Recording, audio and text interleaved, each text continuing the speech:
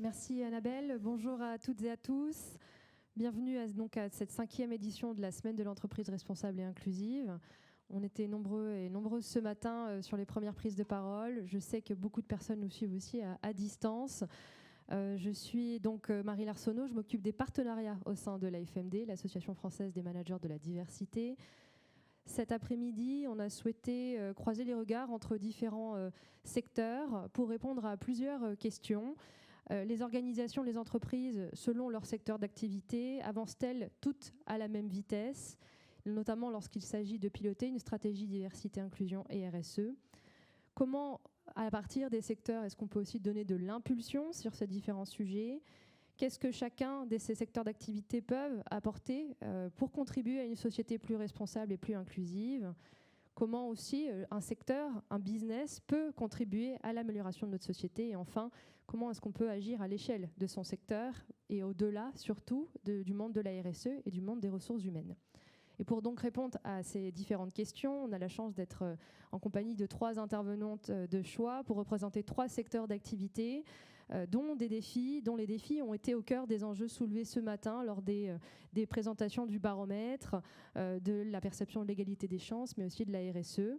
Et c'est des sujets, bien sûr, qu'on retrouvera tout au long des différents événements que vous retrouverez dans le cadre de la série. Et donc, j'ai le plaisir d'être accompagnée par Amandine Breton du groupe Advance, donc une entreprise du secteur de la tech et du numérique.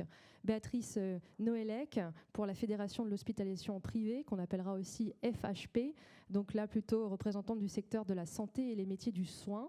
Et enfin, Katia Marambert pour représenter la FEP, la Fédération des entreprises de propreté, d'hygiène, de services associés. Je vais commencer avec une première question qui vous permettra notamment aussi de vous rendre compte des enjeux qui font face dans ces différents secteurs. Quels sont les enjeux sociaux, sociétaux, environnementaux dans vos organisations, dans le secteur auquel vous appartenez? Je commence avec vous, Amandine, chez Advance. Bonjour à tous. Alors Advance, c'est une entreprise effectivement de la tech qui a 20 ans et qui est sur un domaine particulier qui est la cybersécurité. On est à peu près 500 collaborateurs. Cette année, on passera certainement la barre des 600. Donc, c'est une ETI, classiquement.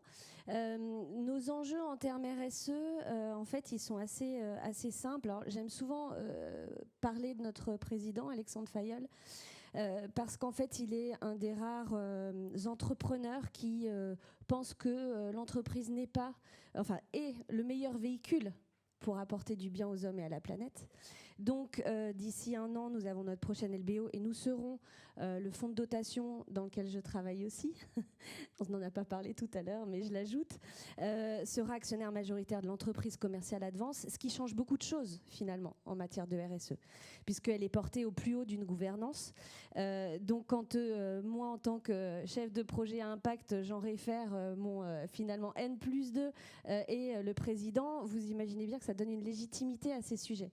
Nous, on a beaucoup de sujets. Donc, dans la cyber, évidemment, les sujets les plus importants au niveau de l'environnement, je ne vous le cache pas qu'on manipule énormément de data. Chez nous, c'est 700 000 endpoints, donc 700 000 PC à sécuriser. Donc, c'est la big data. C'est très chronophage en termes de serveurs, etc.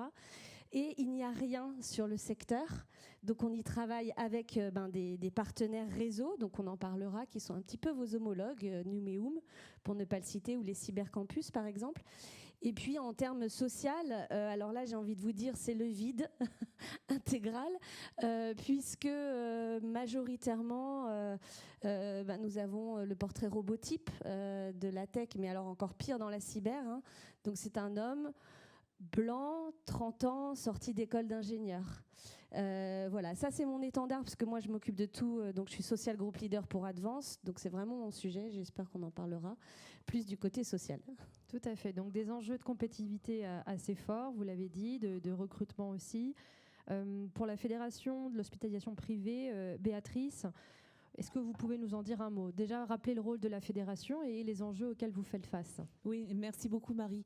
Et merci d'abord à toutes les organisatrices et tous les organisateurs de de ce bel événement. Alors pour présenter rapidement la Fédération de l'hospitalisation privée, nous on rassemble les 1030, pour être précise, cliniques et hôpitaux privés de France. Et en fait, on est une des 3 grandes fédérations hospitalières de France, à côté de la fédération publique et de la fédération privée associative.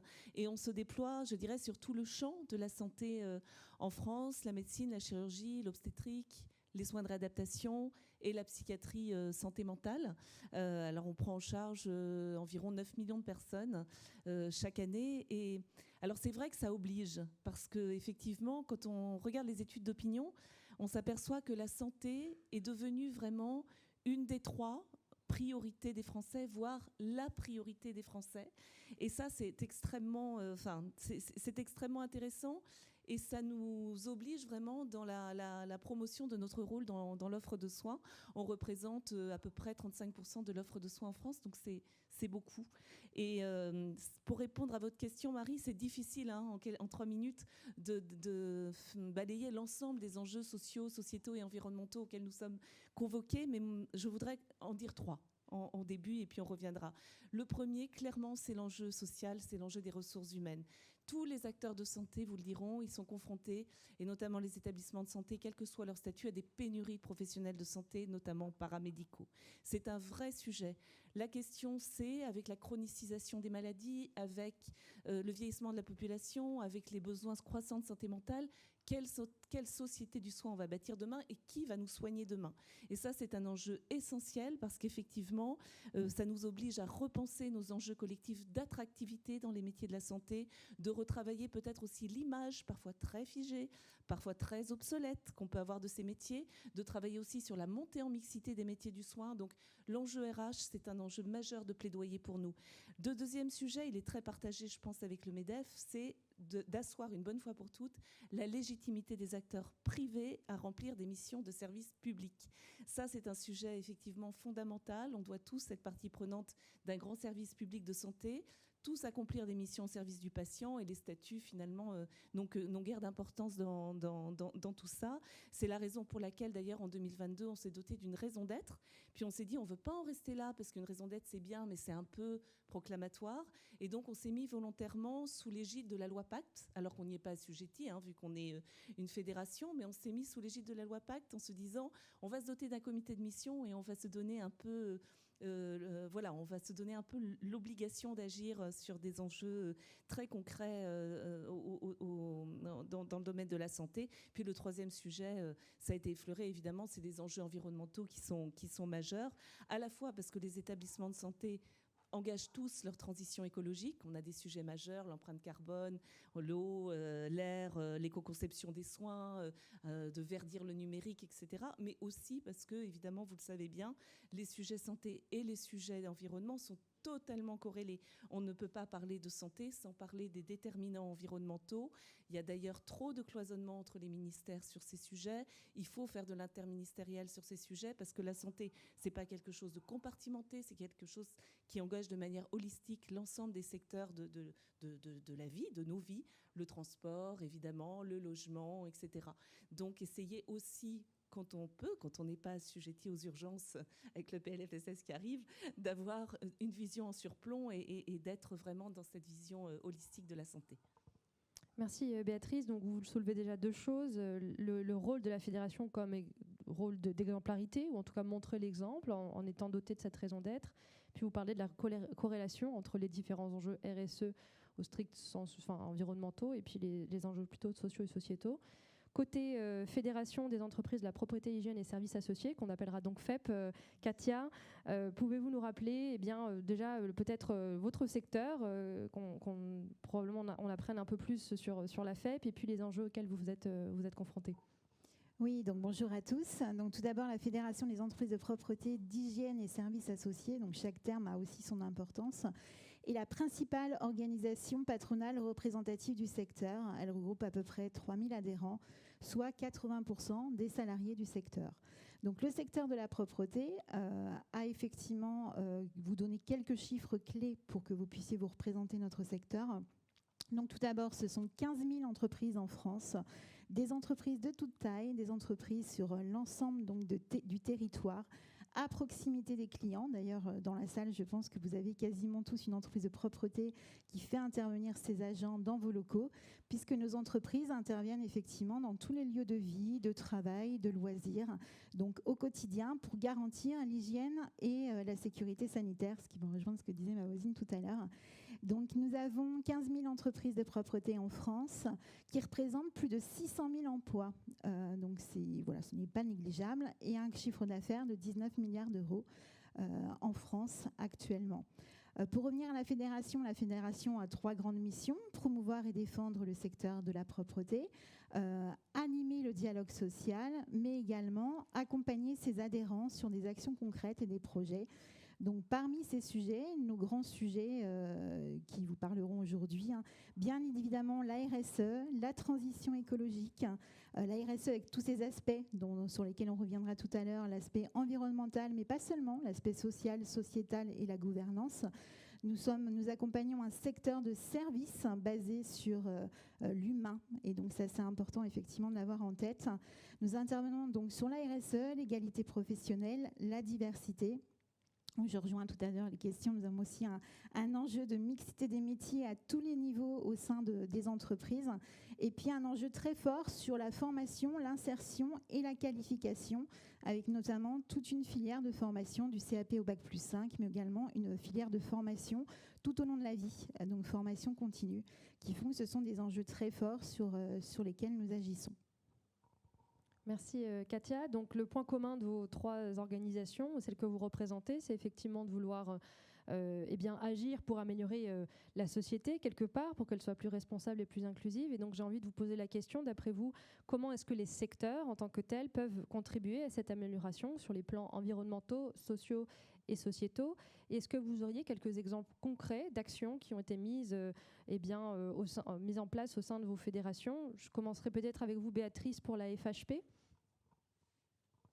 Oui, alors effectivement, améliorer la société, mais c'est d'abord, forcément, quand on s'occupe de santé, c'est d'abord remplir au mieux nos missions de soins, évidemment, et c'est ce que font nos adhérents à travers toute la France. C'est, pour reprendre le beau titre du livre de Mélisse de Kerangal que j'aime beaucoup, réparer les vivants, c'est déjà une grosse mission. Mais après, si on va au-delà, en fait, ça fait belle lurette que les établissements de santé ont cessé d'être des forteresses. Ce sont vraiment des lieux qui sont des lieux ouverts sur la cité. Et ce sont des lieux qui sont des réceptacles, évidemment, des maux de la société. Il n'y a pas une cloison étanche entre la santé et les maux de la société. Et sur des territoires où, malheureusement, beaucoup de choses ont été perdues, les acteurs de santé, ils sont là, et ce sont aussi, au-delà de leur mission, quand ils font de la proximité, quand ils savent coopérer entre eux, ce sont des acteurs aussi de la cohésion sociale. On a eu un moment qui était vraiment un moment alors, à la fois très difficile collectivement et en même temps facteur de vraie coopération, ça a été la crise Covid. Et nous, on plaide pour qu'on ne perde pas en fait cet esprit Covid qui doit être sanctuarisé et qu'on puisse effectivement encourager les acteurs à coopérer sans regarder le statut. On a des établissements qui sont dans toute la France et notamment qui sont dans des zones aussi défavorisées. Ça, c'est très important aussi parce que finalement, on a un rôle qui va au-delà de la seule mission de soins. Il y a notamment tous les enjeux de la littératie en santé, c'est-à-dire de faire passer des messages extrêmement clairs aussi sur les soins, etc. Ça fait partie intégrante des choses. Et puis, on voit bien que les choses évoluent aussi et qu'il y a des sujets dont on ne parlait pas avant. Je pense à la santé des femmes, par exemple, alors que c'était des sujets mais majeurs. Et le fait d'avoir une approche genrée de la santé, c'était quelque chose qui n'était pas pris il y a encore quelques années. Aujourd'hui, on parle de ces approches genrées et finalement, on a des établissements qui sont aussi très, très engagés, notamment, je pense à l'endométriose, mais pas que. On voit bien que ce sont des sujets aussi importants. On a signé une convention aussi avec une association formidable que vous connaissez sûrement, qui s'appelle Women Safe and Children, qui lutte contre les violences faites aux femmes et aux enfants Et les établissements de santé sont des lieux, notamment les urgences, sont des lieux effectivement de repérage des violences. Et ça, c'est tout à fait important. Et puis un sujet sur lequel, et là aussi on a sûrement des correspondances à cette table, sur lequel on travaille beaucoup, c'est aussi la santé des soignants. Parce que c'est effectivement extrêmement important. Les ministères précédents, et j'espère que ça sera repris, et on avait été très contributifs aux travaux sur la santé des soignants, sur la lutte aussi contre les violences faites aux soignants. Vous avez vu également qu'il y a le MeToo hôpital qui a émergé. Tous ces sujets-là, effectivement, sont des sujets qui sont des sujets importants dont les acteurs doivent s'emparer, parce qu'encore une fois, au-delà des missions de soins, on est évidemment au cœur de la société et donc le réceptacle des maux de la société auxquels il faut répondre. Effectivement, Béatrice, donc le rôle de la FHP, c'est effectivement de pouvoir faire un portage politique et porter la voix donc des 10 000, non, 1030 établissements qui sont au sein du réseau. Vous parlez aussi d'un rôle de partage de bonnes pratiques et on reviendra dessus justement après. Côté FEP, Katia, est-ce que vous pouvez nous donner un exemple d'action qui est portée au niveau de la FEP et qui permettra donc, on espère, de faire bouger les lignes au niveau du secteur? Oui, donc effectivement, sur la question de la RSE, on a commencé à travailler sur le sujet depuis les années 2010, lorsqu'on parlait effectivement plutôt de développement durable. Et puis en 2018, nous avons fait une enquête auprès de nos entreprises de propreté pour savoir quelles étaient leurs dynamiques en matière de RSE. À partir de ça est née l'idée de créer un référentiel sectoriel des entreprises de propreté, donc un référentiel RSE, qui part vraiment des impacts et des enjeux du secteur de la propreté. Donc pour faire ce référentiel des entreprises de propreté, on a mis en place, qu'on aime bien au sein de la FEP, une démarche concertée et de co-construction, donc à la fois avec des entreprises, mais également des parties prenantes, des experts, également des institutionnels, afin de se pencher sur les impacts du secteur en matière de RSE. Donc ça a donné lieu à la création d'un référentiel sectoriel qui est en fait une grille de lecture de la RSE pour le secteur et qui s'articule autour de 18 engagements qui ont été effectivement collectivement retenus. Alors vous allez me dire, vous allez penser tout de suite à la question de l'environnement. Eh bien, c'est un des piliers, mais pas seulement. Donc, on a également tout un volet RH et engagement social. On a un volet sociétal, un volet gouvernance. Et ces 18 engagements se répartissent dans les 4 volets, mais par contre, ont été pondérés. Et donc, cette pondération a été décidée avec l'ensemble des parties prenantes et du comité de rédaction qui a été constitué pour se dire effectivement chacun des 18 engagements, comment on le pondère. Et pour vous donner une petite idée, on a notamment le volet RH et engagement social pondéré à hauteur de 40%. Alors, à quoi sert ce référentiel ? Ce référentiel, c'est une grille de lecture, comme je le disais, un outil de référence avec la particularité qu'il s'adresse à toutes les entreprises de propreté, quelle que soit leur taille. Elles vont pouvoir le décliner.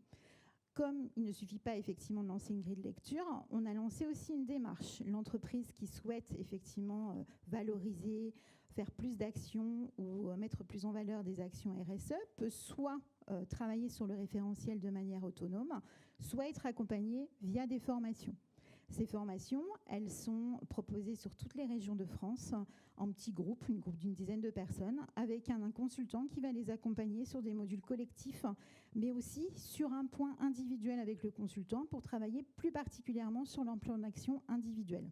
Et aujourd'hui, je dirais la grande réussite, c'est quand je vois sur LinkedIn, par exemple, la semaine dernière, où on était encore sur la semaine du développement durable, des posts des équipes de la fédération qui disent qu'il y a une formation en Corse, une formation dans le centre Val-de-Loire, d'ailleurs dans les locaux du MEDEF, une formation sur l'Ouest, sur la RSE et aussi sur un nouveau sujet, ce que l'on adresse aujourd'hui, la transition écologique.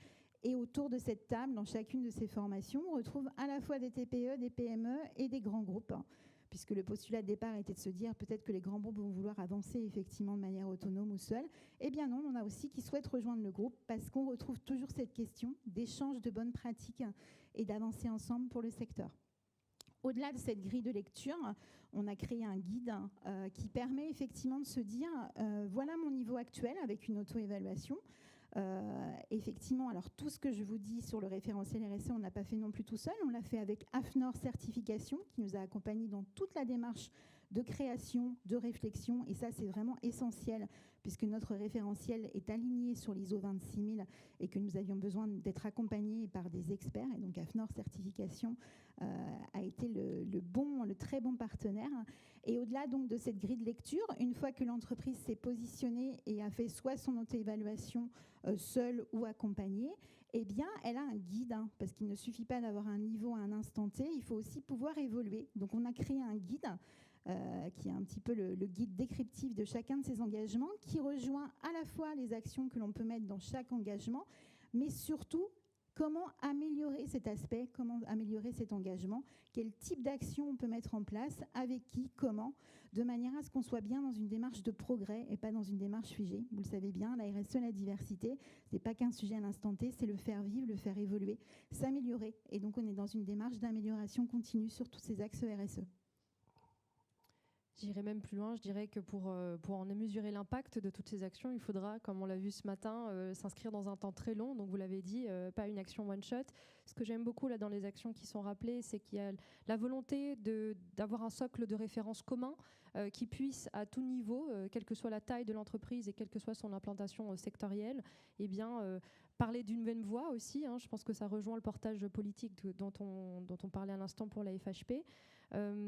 Amandine, pour nous donner là peut-être l'expérience d'une entreprise au sein d'un réseau, où tu as mentionné tout à l'heure Numéum, qui est le syndicat professionnel du numérique. Est-ce que tu peux nous en dire plus sur comment peut-être le secteur agit et comment Advance tient son rôle aussi au sein du secteur de la tech? Oui.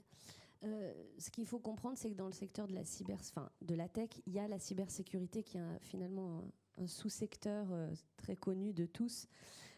Aujourd'hui, parce que l'actualité nous met souvent sur le devant de la scène. Mais en fait, il n'y avait pas grand-chose d'existant sur que consomme finalement le secteur de la cybersécurité, notre sous-secteur. Et moi, ce que j'aime à dire, c'est que la RSE, c'est un fort levier d'innovation, finalement. C'est grâce à la RSE qu'on peut se mettre autour de la table, réfléchir, aborder des projets quand même qui sont très complexes. Donc je trouve que c'est toujours mieux d'avoir plusieurs cerveaux. On fonctionne beaucoup mieux. Et je trouve qu'il y a une approche non partisane, non concurrente aussi sur les sujets de l'environnement, par exemple. Donc le gros projet qu'on a, c'est celui de Cyber for Tomorrow. En fait, il faut savoir qu'on ne sait pas aujourd'hui, ou très peu, on commence à savoir grâce à ce groupe de travail, donc porté par un syndicat Numéum, avec deux acteurs, notamment Wavestone et aussi Advance, qui sont a priori concurrents sur leurs marchés commerciaux. Donc je trouve ça assez génial de pouvoir contribuer pour la planète. Et l'ADEME, qui est notre référent sur ce sujet, et de devoir mesurer, en fait, c'est quoi quand on met des règles de cybersécurité qui sont des règles, alors vous ne connaissez pas forcément, mais NIS 2, voilà, nous c'est un peu notre étendard aujourd'hui. Et comment on prend cette règle et finalement on réfléchit autour de la table à, ok, et comment on va mesurer? Alors qu'on ne sait pas aujourd'hui mesurer. Donc à quel capteur on va mettre à la sortie d'un serveur, sur les ordinateurs, etc. Et ça c'est fabuleux parce qu'en fait ça permet vraiment cette innovation-là. Donc Cyber for Tomorrow, c'est vraiment l'exemple qu'on a aujourd'hui sur l'aspect environnement.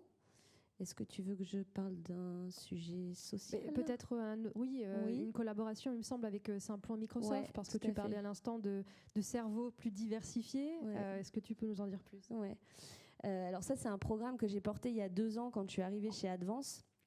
Moi, je travaillais avant chez Simplon, qui est une entreprise sociale et solidaire. Qui essaye en tout cas de diversifier les profils dans la tech. Et quand je suis arrivée chez Advance, j'avais pour mission de monter, et je l'ai toujours d'ailleurs, une académie inclusive de la cybersécurité. Vaste sujet. Donc on y est, on est aux prémices d'eux, et on l'a commencé avec ce programme-là. Donc Microsoft France a lancé toute l'ingénierie pédagogique dont a mis de la ressource, qui est Arnaud Julmelet. D'ailleurs, si vous voulez en savoir plus sur ce retour croisé de 3 partenaires, donc que sont Microsoft, Advance et Simplon, on fait un webinaire vendredi. matin pour raconter un peu le Rex de cette aventure. Quand je suis arrivée chez Advance, sur le sujet d'inclusion, il n'y en avait pas, hein, c'est très clair. On recrute plutôt donc des ingénieurs, plutôt par cooptation. C'est à peu près 30% de nos effectifs, c'est par cooptation. Donc c'est très avantageux pour un service RH. En revanche, sur le sujet de la diversité, ça peut poser question. Et donc on est arrivé avec, alors là on a cassé tous les clichés, parce qu'on est arrivé avec un programme qui était sur un bac+3, donc on n'est plus du tout sur un profil ingénieur. On est sur un programme avec des personnes qui se sont inscrites dans le programme mais sans avoir de prérequis, sous format alternance, donc qui allait arriver dans l'entreprise avec, alors on a un partenariat avec Pôle emploi, puisqu'il y avait une période de 3 mois de formation intensive pour arriver quand même avec quelques compétences sur le métier. Mais pour nos équipes en interne, c'était quand même très différenciant. Moi, je disais très innovant, mais eux, ils disaient que c'était bouleversant parfois, parce que comment on va faire ? Donc l'idée, c'est pas de le faire, c'est surtout que ça dure, que ça marche. Donc on est au 15e recrutement. Alors ça paraît pas beaucoup, mais pour nous, c'est quasiment 30% de nos recrutements en alternance qu'on dit inclusifs, donc c'est beaucoup.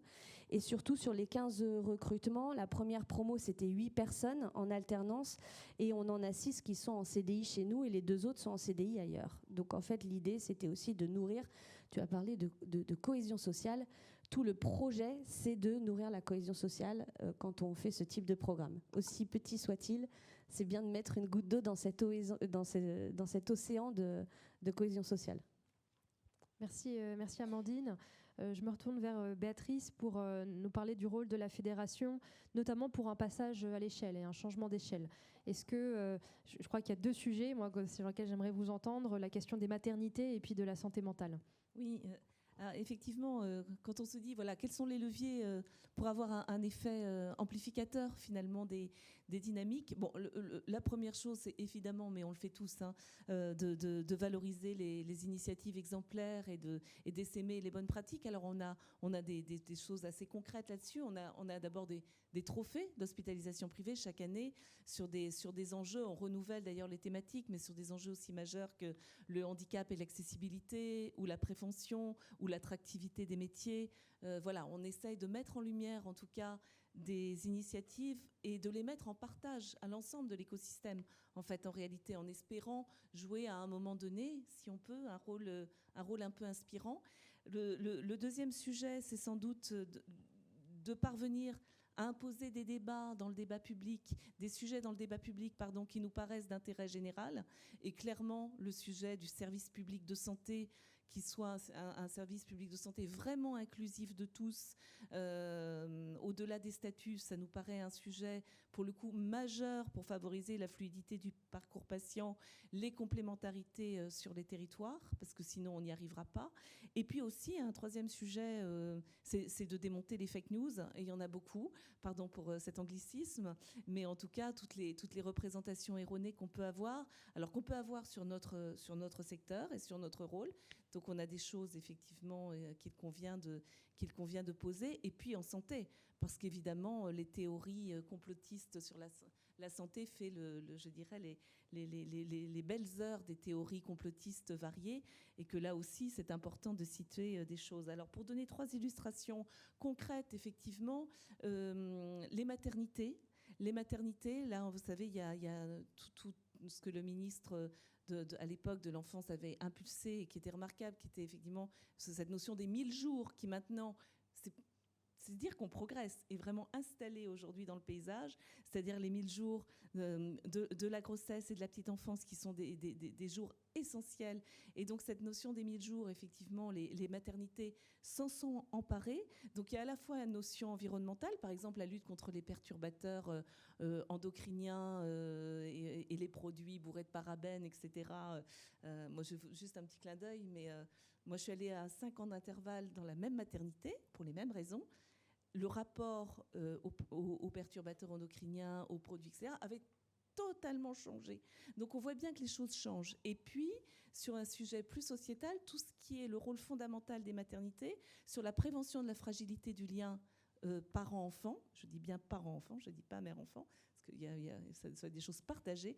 La prévention, quand on sait par exemple que la prématurité est un facteur énorme de fragilisation du lien, on voit bien que tout ça, c'est cette notion-là de maternité. Les maternités ont beaucoup repensé leur rôle et nos maternités privées ont beaucoup travaillé sur tous ces enjeux-là en lien avec les 1000 jours. Alors, il y a évidemment aussi dans les soins médicaux et de réadaptation tout ce qui est fait en matière de prévention.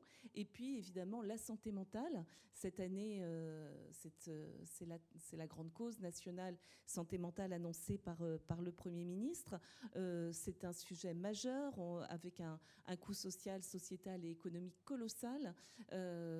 Et en fait, on estime effectivement qu'un nombre très conséquent de personnes dans une vie sera touché par un problème de santé mentale. Donc c'est un sujet sociétal majeur qui, en même temps, avec des progrès d'innovation colossale qui se profilent, et puis là aussi des nécessités de changement de regard, de déstigmatisation, et on voit bien que les établissements de santé mentale aussi repensent leur mission à l'aune effectivement de ces évolutions incroyables et de ce sujet qui est un sujet de société majeure. Alors petit parce qu'on est en pré-PLFSS, mais quand on a parfois des réformes qui sont proposées, des réformes de financement qui vont justement à l'encontre du financement des activités nouvelles, etc., on est un tantinet contrarié. Mais ça, c'était le petite référence à plus court-termiste, et je vous prie de m'en excuser.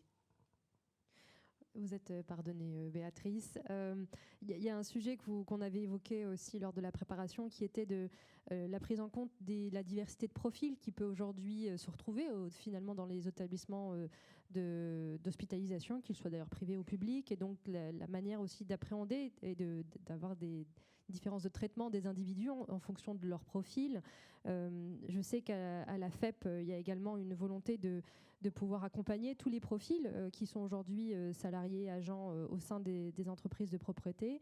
Je crois, Katia, qu'il y a donc plusieurs programmes sur lesquels vous avez notamment travaillé depuis de longue date, et puis aussi plus récemment, à savoir l'illettrisme et l'électronisme, savoir lutter contre. Comment ça s'est déployé, ces programmes-là, au sein de la FEP ? Voilà, donc effectivement, dans les actions, nous avons plusieurs cibles des actions. Bien évidemment, les entreprises pour les accompagner, comme je le disais tout d'abord au début, avec notamment des formations sur la non-discrimination, la diversité, qui sont accessibles en e-learning à tout le monde, donc pour les entreprises et pour leurs équipes. Et puis, effectivement, pour accompagner le public, les salariés des entreprises de propreté, nous avons aussi des actions un peu plus directes à leur rencontre, puisque nous avons effectivement, depuis 2012, des dispositifs de branche sur la question de l'illettrisme, des dispositifs qui sont contextualisés au secteur de la propreté, donc comme la maîtrise des compétences clés de la propreté, ou CLEA, contextualisé propreté, je pense que beaucoup d'entre vous connaissent CLEA, qui permettent de repartir des bases, des fondamentaux, de la lecture, du calcul, appliqués au secteur professionnel, afin que ça puisse être aussi un levier d'insertion dans l'emploi. Donc ça, ce sont des dispositifs qui ont touché plus de 5500 personnes depuis 2012, avec des sessions qui sont notamment organisées par les entreprises, avec des organismes de formation. Et puis nous avons un projet là qui est porté par la Fédération et le Phare Propreté et le Fonds d'innovation, qui concerne l'électronisme. Alors pour ceux qui ne connaissent pas, l'électronisme, c'est la version numérique, donc comment on s'acculture au numérique. Donc ça, c'est un projet que nous avons lancé en expérimentation l'année dernière, un projet là aussi co-construit. Donc nous avons réfléchi avec des entreprises de toute la France, avec un partenaire, donc des entreprises de toute taille, qui ont accepté que leurs agents de propreté soient des pilotes, soient des testeurs de modules qui sont en ligne, mais c'est une démarche semi-accompagnée. Donc il ne s'agit pas de laisser la personne qui ne maîtrise pas le numérique sur un ordinateur, mais au contraire de l'accompagner avec des ambassadeurs sur des modules. Donc on est parti de 4 modules et puis finalement on en a créé 6 parce qu'on a eu de la demande. Et ces modules, ils vont aller, je dirais, à la fois répondre à des besoins professionnels, mais aussi servir dans la vie personnelle. Donc je vous donne des exemples. Créer un email, accéder à un coffre-fort électronique sur lequel on peut retrouver par exemple son bulletin de salaire, ce qui est quand même très d'actualité. Faire une recherche sur Internet, comme par exemple chercher un itinéraire pour se rendre sur un site client. Je rappelle que nos agents n'interviennent pas sur le site de l'entreprise de propreté, mais bien, par exemple, chez vous, sur les sites clients.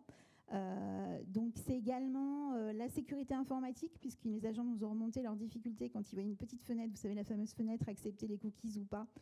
Pour eux c'était bloquant. Donc on a aussi développé un élément là-dessus. Vous parliez de cybersécurité, on a aussi parlé de la protection des données, est-ce qu'on accepte ou ce qu'on n'accepte pas, parce qu'il y a aussi une grosse crainte. Donc on a effectivement développé 6 modules qui ont été en expérimentation jusqu'au mois de juin dernier. Là, nous sommes en déploiement avec des modules accessibles à tous, où la personne peut se connecter directement. Donc nous, notre préconisation, c'est bien sûr que l'entreprise accompagne au moins le démarrage de cette mission avec un ambassadeur qui va montrer le premier module, et puis la personne qui va pouvoir les utiliser en toute autonomie. Ce sont des modules de 20 minutes, donc ce sont des choses assez courtes, et pour créer aussi une appétence. Donc là, on est en déploiement, donc je ne peux pas encore vous donner beaucoup de chiffres, mais on suit ça avec attention pour voir combien d'entreprises, combien d'agents se sont connectés et quels sont leurs retours, sachant que 96% des testeurs que nous avions à Jean pendant le programme expérimental ont déclaré que ça avait un impact très fort sur leur gestion quotidienne du numérique, que ça leur permettait d'avoir accès à des choses auxquelles ils étaient jusqu'à maintenant privés. Et quand vous savez le nombre de démarches qu'il y a sur Internet actuellement, ça peut vite être effectivement un frein. Et dans nos entreprises, pour donner des exemples d'applications, c'est aussi savoir servir d'un smartphone pour prendre des photos qu'on a données sur un site client et faire un rapport sur ce qui a été fait comme mission, etc. Donc on est vraiment au carrefour de l'utilisation professionnelle. Et puis par ricochet, je dirais, c'est aussi un plus pour leur vie personnelle. Merci Katia. En plus, ce que vous me disiez en aparté était le fait que tous les agents et agentes sont donc déployés au sein des entreprises clientes. C'est vrai qu'on peut imaginer que pour les former, il faut trouver les formats qui conviendront, et un format numérique s'y prête. Mais encore une fois, faut-il savoir utiliser les outils, soit pour remplir sa mission, soit pour effectivement s'acculturer et se former à de nouveaux dispositifs. Un dernier mot peut-être aussi pour Amandine sur le passage à l'échelle avec, je crois, la volonté de sensibiliser des publics plus larges qui peuvent clairement sortir aussi du spectre de la cybersécurité. Est-ce que vous pouvez nous en dire plus sur la campagne Vulnérable ? Oui, c'est une campagne en fait qu'on lance là pour les amateurs de voile lors du Vendée Globe qui ouvre, le village ouvre là, a ouvert hier et le départ sera le 10 novembre. On a deux bateaux qui partent, si vous ne connaissez pas les départs de course, venez les vivre, c'est assez exceptionnel. 2 bateaux qui vont faire le tour du monde sans assistance, on a 2 skippers. Et on a eu envie de mettre en avant la vulnérabilité, qui est donc cette possibilité d'être blessé un jour, et on l'est tous. Et donc c'est ce changement de regard dont vous parliez tout à l'heure sur la société, en mettant sur 2 grandes voiles d'IMOCA, l'IMOCA c'est énorme, hein, c'est vraiment très très haut, le mot vulnérabilité, vulnérable, pardon, sur 2 bateaux qui vont être sur une course à la performance. Et donc là, on relie l'entreprise, fonds de dotation, l'entreprise commerciale, cette performance globale. Est-ce qu'une entreprise doit toujours faire du profit et seulement du profit? Nous, on pense que non.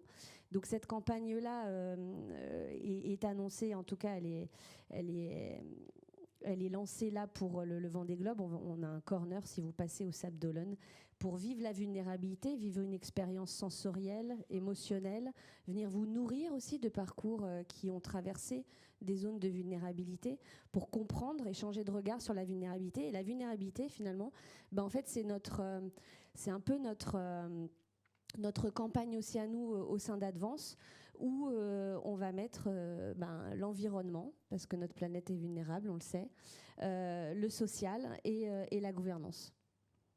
Donc rejoignez-nous. Merci. Vulnérable.org. Vraiment très recommandable cette course du Vendée Globe, hein, si vous ne l'avez pas déjà expérimentée. J'ai une question. Alors, vous avez déjà abordé des pistes de projets, d'initiatives qui marchent, qui portent aujourd'hui leurs fruits. J'ai envie de vous entendre peut-être sur ce qui fonctionne moins, des choses que vous avez pu tester, expérimenter, qui ont là peut-être moins fonctionné, ou qu'est-ce qui vous manque aujourd'hui pour transformer durablement soit votre organisation, soit à l'échelle de votre secteur.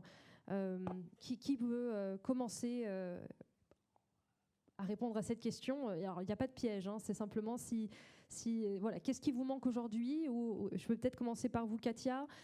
Vous parlez donc depuis le début de plusieurs projets qui sont aujourd'hui en déploiement. Simplement déployer et s'assurer qu'il sera pris en compte tel ou tel programme par toutes les structures, c'est là le premier défi. Qu'est-ce qui manque aujourd'hui pour toucher et réussir à faire en sorte que toutes les entreprises du secteur de la propreté s'approprient ces différents sujets? Alors, je dirais que le postulat de base, c'est bien évidemment de faire des contraintes un vrai levier d'action pour toutes les entreprises, pour elles, mais aussi vis-à-vis de leurs clients, puisqu'on est dans une relation de service. Nous, aujourd'hui, on essaye de plus en plus d'aller vers former des animateurs qui vont déployer. Donc là, on a une formation sur la transition écologique. On a notamment un jeu de société où on forme un animateur qui va utiliser ce jeu pour venir animer des sessions dans l'entreprise. Il reste encore beaucoup à faire pour que les entreprises s'approprient. On identifie les besoins, on conçoit, on diffuse. Après, il faut encore effectivement avancer sur la diffusion. On a aussi besoin de l'échange de bonnes pratiques pour se confronter aux autres secteurs, aux bonnes idées, notamment sur la question de l'attractivité des métiers, où on a un vrai sujet, où on teste des conférences dans les collèges, dans les lycées, des semaines nationales, la semaine nationale des métiers de la propreté. Mais on est aussi très preneur de bonnes idées, de bonnes méthodes. Il n'y a pas une méthode. On essaye, on teste, on engage nos entreprises à se servir de tout ce qu'on crée, mais il ne suffit pas d'avoir des outils, il faut aussi avoir la méthode, il faut aussi avoir les arguments pour que ça devienne leur sujet, même si ça évolue. La RSE, maintenant, ça fait quand même un certain nombre d'années. La transition écologique, c'est plus récent pour nous. Mais voilà, en tout cas, on est preneur de bonnes idées, de bonnes pratiques pour pouvoir avancer sur tous ces sujets. Donc un enjeu sur la diffusion. Béatrice, côté secteur santé, oui, les enjeux à venir. Elle est très intéressante, votre question, parce qu'en fait, on a rarement ce genre de questions en réalité. On fait toujours, et c'est normal, la promotion de ce qu'on essaie d'impulser. C'est intéressant de regarder aussi ce qu'il peut y avoir en creux. Je pense que en tout cas, ça serait très intéressant pour le secteur, mais aussi pour le système de santé. Je vais essayer de répondre de manière liée. Sans doute de progresser sur la mesure de l'empreinte territoriale des établissements de santé, parce que les établissements de santé, ils sont offreurs de soins, ils sont créateurs d'emplois, ils contribuent aussi, on en parlait, à la cohésion sociale. Donc il y a certainement vraiment matière à objectiver davantage cette empreinte. Et puis, qu'est-ce qui manque ? Ça tient en quelques phrases. Ça serait, voilà, dans un monde idéal, latéraliser les dogmatismes pour coopérer autour de l'accès aux soins, remédier au cloisonnement du système de santé, cloisonnement ville-hôpital, les cloisonnements sanitaires, médico-social, les cloisonnements publics-privés. Donc ça, c'est très important. Je disais, renouer avec l'esprit Covid. Et puis aussi, intégrer pleinement, et ça, on y travaille.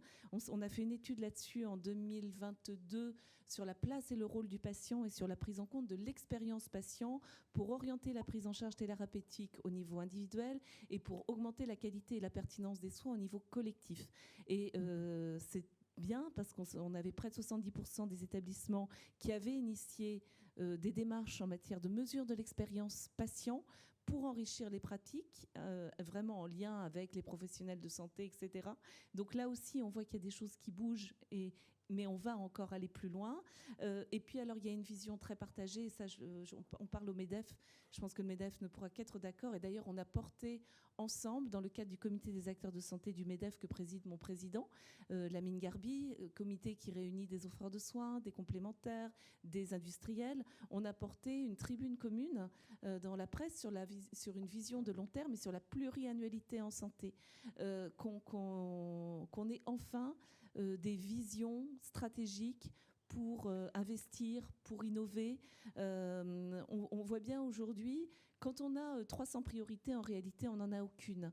Et c'est très important d'embarquer tout l'écosystème de santé, mais vraiment au sens large, et aussi les élus, etc., et les patients, bien sûr, et les acteurs, autour de quelques grandes priorités qui soient clairement identifiées, notamment autour de la prévention. On dit toujours, on va faire le virage préventif. Ça reste encore trop une vue de l'esprit, avec des démarches plein de gens font des choses formidables, mais il faut un élan politique en matière de prévention. Il faut de la stabilité politique. Il faut qu'on soit vraiment tous engagés là-dessus. Donc je pense que là-dessus, sur cette vision de long terme, cette vision de pluriannualité, non seulement financière, mais surtout stratégique, c'est absolument fondamental. Et puis pour terminer, évidemment, les enjeux de ressources humaines, le social, qui va nous soigner demain. Et puis peut-être pour finir avec, dans un monde de la santé qui va être vraiment au carrefour d'innovations formidables, il y a aussi un questionnement éthique et on va être sans doute de plus en plus convoqués. Il faut qu'on soit prêt aussi à répondre aussi à ces interrogations éthiques. Parce qu'évidemment, c'est indissociable. On a le projet de loi fin de vie qui devrait revenir prochainement. On voit bien qu'on ne peut pas rester en marge de ces sujets. Ce sont des sujets évidemment essentiel et donc voilà, corréler effectivement à la fois les questionnements éthiques et puis les avancées technologiques et des innovations incroyables auxquelles le monde de la santé, qui vont venir irriguer le monde de la santé, c'est bien sûr fondamental. Merci Béatrice. Donc effectivement, ce que je retiens aussi, c'est l'idée de sortir des lignes de nage entre acteurs d'un même secteur, mais vous avez donné des exemples, les patients, les industriels, les établissements en tant que tels, et puis bien sûr les pouvoirs publics. Amandine, est-ce que côté secteur du numérique et de la tech, du cyber, il y a des choses qui fonctionnent déjà bien, mais qu'est-ce qu'il faudrait faire pour aller plus loin? Qu'est-ce qui manque aujourd'hui? Moi, je vois deux choses. Il y a un terme qu'on utilise beaucoup sur la partie D&I, c'est celle de l'intersectionnalité. Quand vous évoquez le cloisonnement, je pense que l'enjeu majeur de tout, c'est qu'en fait, on voit que tout répond à un, qui est du coup la planète et les hommes. Donc cette intersectionnalité entre tout ce qui se joue dans une politique RSE, c'est ça finalement le fin mot de l'histoire, c'est comment on va arriver à imbriquer. Je vous donne un exemple très concret. On a fait un baromètre pour faire un audit, parce que nous on est très humble et très modeste sur ce qu'on fait. On commence, donc ça fait 1 an qu'on adresse les sujets de la RSE.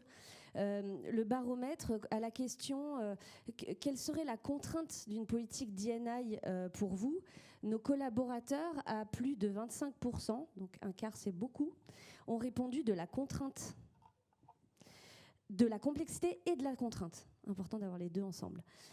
Alors que le bench est à 9%. Donc on sait que chez nous, on a un enjeu, pas de simplification ou de simplifier les choses, parce que de toute façon, tout sera complexe dorénavant. Mais c'est comment on accompagne cette complexité, comment on y travaille d'ailleurs avec Tanguy dans le GT, on en parlait la semaine dernière, le GT manager inclusif, le management inclusif. Effectivement, tout va être complexe. Alors comment on peut accompagner? Ça, c'est un enjeu. Le deuxième enjeu, c'est le monde des affaires.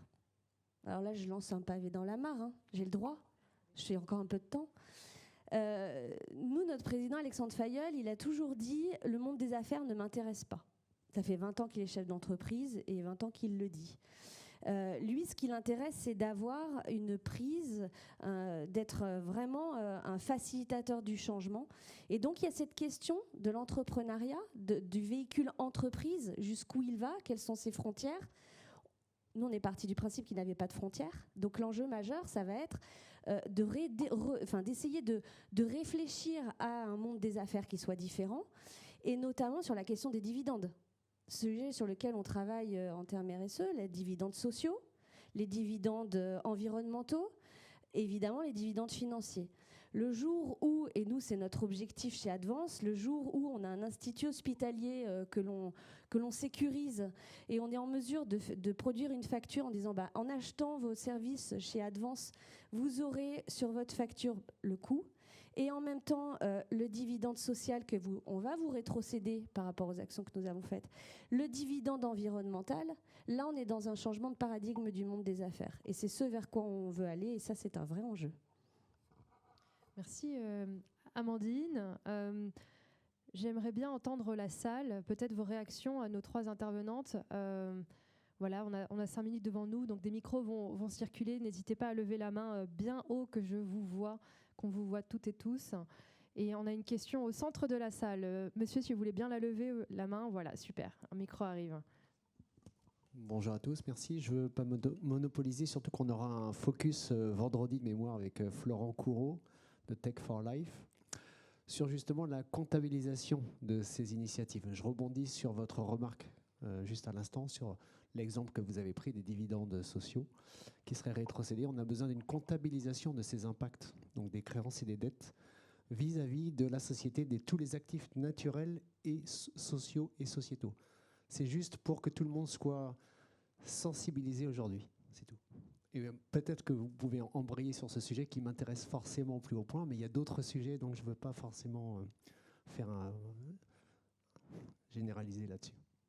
Amandine Je pense que je ne suis pas la meilleure personne parce que je ne suis pas sur ce projet. Ce serait Grégoire Ducré, notre CEO du fonds de dotation et en même temps Chief Impact Officer, directeur de la RSE chez nous qui travaille sur ce sujet. Je ne suis que contributrice sur la D&I, mais du coup le sujet m'intéresse sur les aspects effectivement sociaux. Je pense qu'on a réellement besoin de ces personnes qui sont ici. Parce que je pense que c'est avec justement les syndicats, avec les fédérations qu'on va pouvoir se lancer vraiment dans... Je prenais l'exemple tout à l'heure de Cyber for Tomorrow. Aujourd'hui, on en est juste dans la cyber à collecter ce que l'on produit comme gaz à effet de serre. Donc le chemin est long. Ça ne veut pas dire qu'il n'y a pas de chemin. Donc on sait que les jalons vont être longs, mais je vous invite vraiment à échanger et puis on peut tout à fait avancer ensemble. Ouais. Katia ? Et je voulais juste rebondir effectivement sur ce qui était dit tout à l'heure et sur votre question. L'impact, il se mesure aussi avec toutes les parties prenantes, donc avec son écosystème aussi. Je vous parlais de ce qu'on faisait dans la propreté, mais nos entreprises, elles agissent chez les clients. Et donc, c'est aussi le travail avec le client pour avancer aussi sur ses demandes, sur ce qui est faisable dans le secteur ou pas. Je vous donne un exemple. Souvent, on dit, les gens pensent que dans la propreté, l'impact, c'est les produits. Le premier impact qu'on a, c'est sur la production de gaz à effet de serre, c'est la mobilité des collaborateurs. Et ça, c'est un sujet que l'entreprise de propreté ne peut pas non plus traiter toute seule. Donc, c'est aussi un ensemble de sujets à travailler plus largement avec tout le monde. Mon micro, j'en ai deux. Pour rebondir sur ce qui vient d'être dit, effectivement, sur cette notion de partie prenante, c'est extrêmement intéressant de voir que parfois on peut se déployer sur des enjeux extrêmement différents et en fait être confronté véritablement absolument aux mêmes problématiques. Au sein du comité des acteurs de santé, du MEDEF, donc il y a bientôt 3 ans, c'est très intéressant de voir. Là, on a eu une réunion il n'y a pas longtemps. Et finalement, on avait tous à la fois les mêmes griefs et les mêmes revendications. C'est de dire finalement, on a parfois des décisions prises, soyons honnêtes, qui sont largement en apesanteur des réalités des acteurs de terrain. On ne va pas se mentir. On a parfois des visions extrêmement court-termistes et des arbitrages extrêmement lapidaires, sans concertation, qui viennent percuter effectivement ce qu'on peut proposer. Et donc bâtir des plaidoyers communs autour notamment de visions stratégiques, autour de notions de pluriannualité, autour de notions RSE. On a signé en décembre 2023 une convention de planification écologique au sein du système de santé avec vraiment un très très large éventail d'acteurs de santé. On voit bien que ce sont des dynamiques qui ne peuvent être que collectives et que donc être dans cette vision, se voir comme finalement un maillon de tout un maillage de parties prenantes et en santé effectivement entre les autres fédérations, parce qu'il y a 5 fédérations, j'ai cité les 3 principales, mais il y a aussi des fédérations plus thématiques. Il y a Unicancer sur toutes les problématiques de cancérologie et la FNEAD sur l'hospitalisation à domicile. On doit apporter évidemment des choses communes auprès de la puissance publique. C'est fondamental, mais on ne doit pas oublier les associations de patients non plus, parce que les associations de patients, tout le maillage des associations de patients, des patients, que ce soit les représentants des usagers, les patients experts, les patients partenaires, ils ont un rôle majeur à jouer. Les think tanks en santé, bien entendu, qu'il faut aussi irriguer, parce que ce soit les think tanks généralistes, alors il y a les think tanks santé, mais tous les grands think tanks généralistes, à commencer par l'Institut Montaigne, déploient aujourd'hui et depuis plusieurs années des réflexions sur la santé, parce qu'ils ont évidemment compris que c'était un enjeu tout à fait majeur, et que c'est comme ça, en étant aussi, en tant que fédération, en s'efforçant d'être le plus contributif possible à la réflexion collective. Bien sûr, on a des enjeux sectoriels, mais il faut aussi porter des enjeux collectifs d'intérêt général, pour être un peu, une terminologie peut-être un peu pompeuse, mais en tout cas des choses qui peuvent être éminemment partagées par tout l'écosystème. Merci monsieur pour votre question dans la salle. Je vois l'heure qui tourne et en même temps je voudrais vous remercier toutes les trois pour vos témoignages. Je retiens plusieurs choses. Déjà, je retiens que vous êtes toutes les trois, ces trois organisations sont adhérentes du MEDEF et de la FMD. Donc pour moi, c'est le symbole comme quoi vous êtes dans cette envie de partage, de mise en commun à la fois des problématiques et des pratiques, que c'est effectivement en fédérant, et c'est bien là le rôle des fédérations, qu'on arrivera à embarquer le plus de parties prenantes dans cette course et surtout agir bien collectivement vers ce but commun qui est, encore une fois, et c'est le thème de notre semaine, une société plus responsable et plus inclusive. Merci mesdames.